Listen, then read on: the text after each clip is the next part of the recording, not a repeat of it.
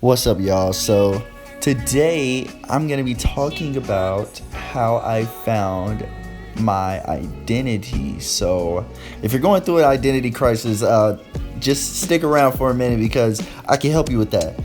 Not really. I'm just playing. I'm really just talking about how I found basically my look when it comes to my artwork, not necessarily who I am as a person, because I'm not going through an actual identity crisis. I know who I am, I know what I am and stuff like that. But when it comes to being an artist, you have to have something that resonates with you.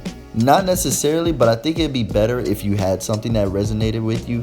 That way all of your artwork can feel cohesive and you're not just lost, just making stuff without purpose. And if you do that, that's fine too. But me personally, I can't make anything if it doesn't have a purpose to me, or something that I believe in, or stuff that I want to actually do.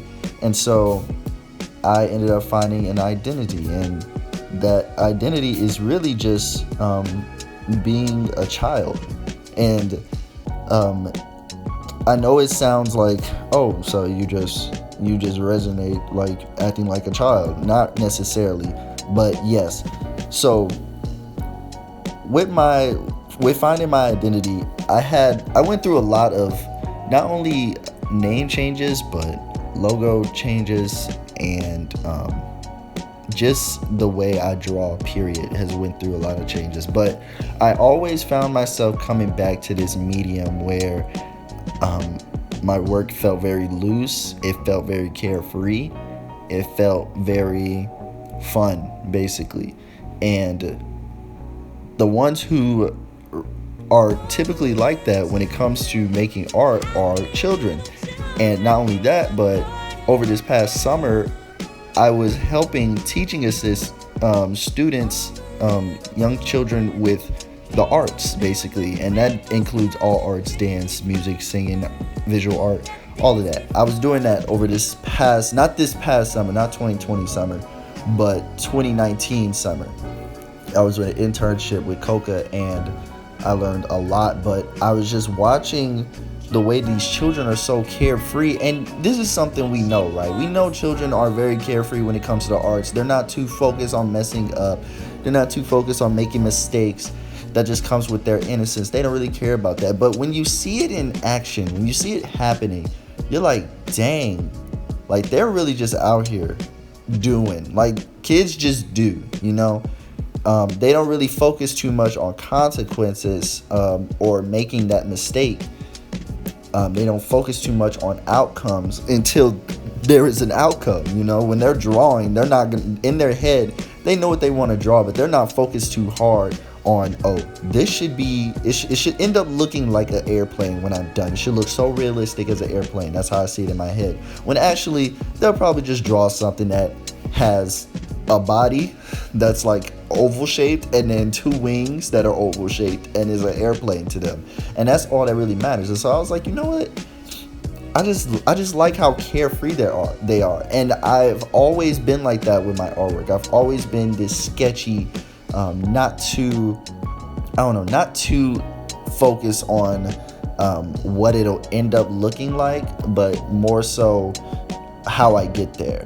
And so I was like, you know what? I think I'm gonna keep resonating that way. And that's basically how I found my identity. And that's basically how I found my name, Free.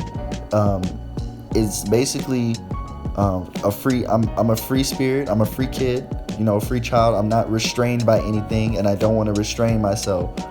And that's basically how I came up with Tyson for Free. That's basically how I came up with it. Most people get confused when my name is Tyson for Free. They think that means my art is free. No, when I'm saying for free, I'm just saying, what is free for me personally. This isn't about other people. This is about me.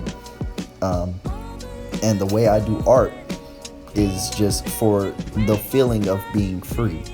And so that's basically where that comes from. And I think it has a nice ring to it too. So there's that as well. Now, when it comes to my logo, so a lot of people wonder what my logo is, and it's nothing too crazy. It really is just the product of me just being like, okay, you know what? Forget this. What is my logo gonna be? And then I literally just drew it. Like I just drew it. And it was the very first thing that came to my head. And so I was like, you know what? I think I can rock with this. And so like it looks like this box that's open at the top, and then there's something like a line coming out of it. And when I think about it, because then like, you know, sometimes you just do stuff unintentionally. And so when I look at it, I'm like, you know what this looks like? This looks like somebody, it looks like a figure escaping a box, you know, coming out of a shell, being free, you know. And so it's obviously there's ways to portray it better, but think back to what I said. Like if you told a kid, yo, draw something being set free, it looks like something that, you know, they would come up with, you know, like a very young kid who doesn't have any experience with drawing, period. They'd be like, look, it's somebody jumping out of a box. Like, that's just how it would come, you know what I'm saying? And so when I look at the logo and I think about that, I love it so much. And to the point where I will literally put this logo anywhere.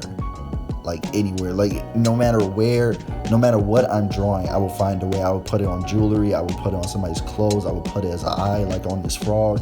I will do it wherever I can. And it just always fits. For whatever reason, it always fits.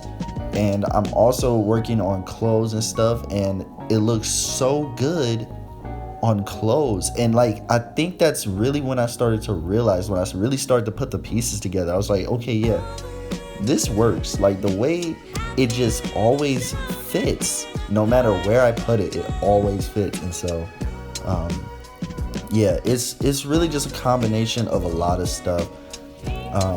When I draw myself, I have a lot of acne scars, right? I have a lot of acne scars on me. And I at first, you know, it's something that you look at and you're like, dang, I got acne scars. Like when I look in the mirror, I just be like, man, what the but like at the same time, I'm like, you know what, I know what the acne scars are a product of. It's a product of stress that I went through. And you know, I would pick at my fucking face like an idiot, you know. And you know, my face is clean now. My face is definitely clean now, but you know, the acne scars are still there. And so I was like, you know what, man, I'm not going to dwell on it like that. And so what I do is now, whenever I draw myself, I include my acne scars. Like I do. Like I put dots on my cheek, dots on my forehead. I just do. Because like, you know, it's me. Like I'm not finna act like it's not on my face, you know? And so that's just a bunch of, you know, a combination of all of that. It just helps me resonate with my art a lot more. And these pieces that I have on, that I've put throughout this video, are really just a combination of all of that. So yeah. So yeah, that's basically how I found my identity, and how I resonate with it. This is a pretty long video. I was pretty talkative through this video. Normally I just let the video play out, but yeah, this is really cool to talk about. I'm enjoying this. Thank you guys so much for the support. Stay tuned. I am dropping merch soon, so be on the lookout for that. And I'm revamping my whole, like, you know, YouTube channel. So tell me guys what you think about that. I'm gonna jump out a window right now.